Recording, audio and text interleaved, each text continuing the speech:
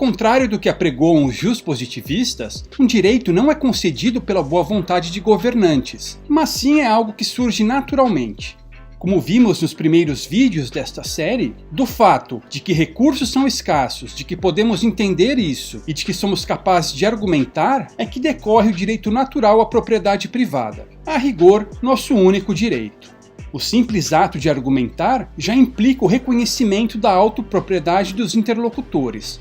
Não há outro caminho para a resolução pacífica de conflitos que não aceitar essa conclusão irrefutável da ética argumentativa. Até onde sabemos, não há outra espécie capaz disso. Logo, não há nenhuma outra espécie com esse direito natural à autopropriedade. Tal direito, portanto, faz parte da classe ontológica ser humano. Ele surge quando somos concebidos. Mesmo que haja uma pessoa que, por um motivo ou outro, temporária ou permanentemente, não consiga exercer plenamente sua capacidade argumentativa, ainda assim, essa pessoa terá seu direito natural à propriedade privada, não devendo ser agredida ou ameaçada de agressão. Todos os seres humanos, e apenas eles, possuem esse direito. Quando ativistas se referem a direitos de outras espécies, usualmente eles se restringem a animais. Não só isso, mas apenas algumas das espécies de animais, notadamente peixes, anfíbios, répteis, aves e mamíferos. Essas espécies são justamente aquelas filogeneticamente mais próximas a nós, pertencentes ao clado dos vertebrados.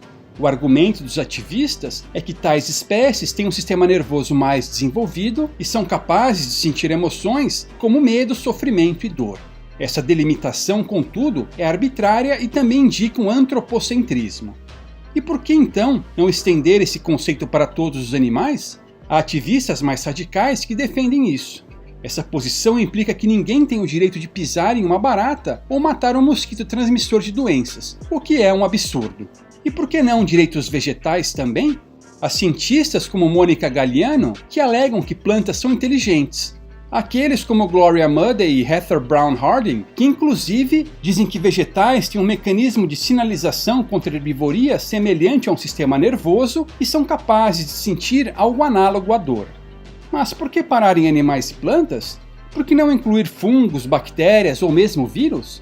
Pasme, existem cientistas como o astrobiólogo Charles Cockell que questionam se não devemos considerar também os direitos microbianos.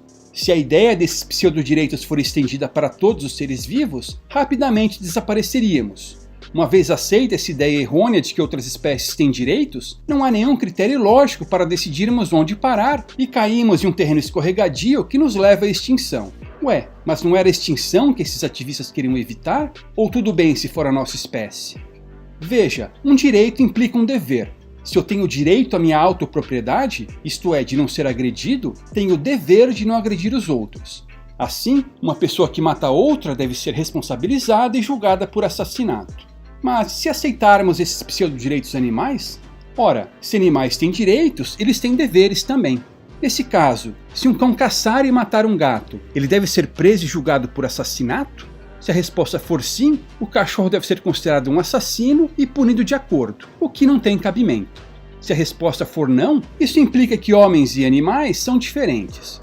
Como a resposta a essa pergunta é não, animais e homens são diferentes.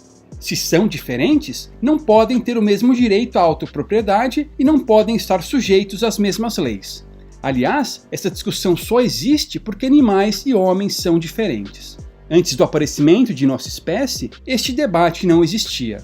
Procurar equiparar a nossa espécie com outras é uma antropização destas, é tratá-las como se fossem aqueles animais de desenhos animados. Mas se outras espécies não têm direitos, isso significa que não há nada que possa ser feito para protegê-las em uma sociedade libertária? Claro que há. Lembre-se de que há uma diferença entre ética e moral. Enquanto aquela é objetiva e inegociável, esta é subjetiva e negociável. Nenhuma lei pode violar o princípio da não agressão, que diz respeito à ética, mas aquilo que está dentro da esfera moral é passível de regras privadas. A proteção de outras espécies se inclui nessa esfera e, como tal, pode ser acordado em contratos privados. Se, como é para mim, a ideia de alguém maltratar um animal por prazer ou indiferença lhe é repugnante, você pode se associar a pessoas que pensam da mesma forma e ostracizar aqueles que pensam de forma diferente. É possível, pois, estabelecer regras privadas que impeçam o maltrato de animais ou imponham a proteção de certas espécies. Um condomínio ou uma cidade privada pode ter regras que estabeleçam tais obrigações. Essas regras, porém, devem ser voluntárias e explicitamente acordadas. Nesse caso, quem as desrespeita está quebrando o contrato, violando a propriedade privada das outras partes e se sujeitando a um processo em um tribunal privado. De todo modo, por mais que outras espécies lhes sejam caras, eticamente falando, você não pode clamar pelos fuzis estatais para ameaçar os que não as consideram tão importantes.